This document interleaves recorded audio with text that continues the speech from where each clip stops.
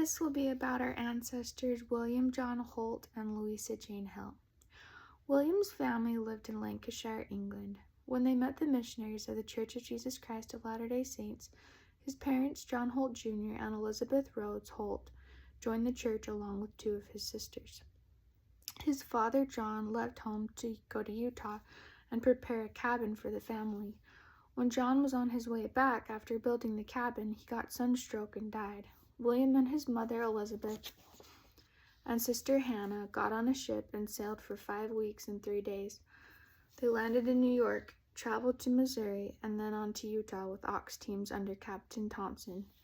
They couldn't find the house John had made, so William got right to work making a house for his mother and sister. William was baptized and then met Louisa Jane Hill. Louisa was also from England. Her parents, John and Lucy, had joined the church in 1855, when Louisa was 2. Louisa's father had died from an accident when she was 14, so she and her 13-year-old brother, William, worked to support her mother. She had another brother, Joseph, who had died as a child.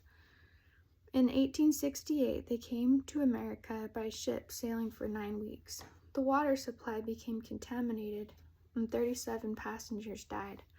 They landed in New York and traveled to Nebraska, where they transferred to the covered wagon drawn by oxen and mules. They experienced many hardships crossing the plains, and many in their company died. They arrived in Salt Lake and then moved to Brigham City and then Cottonwood and then Bountiful.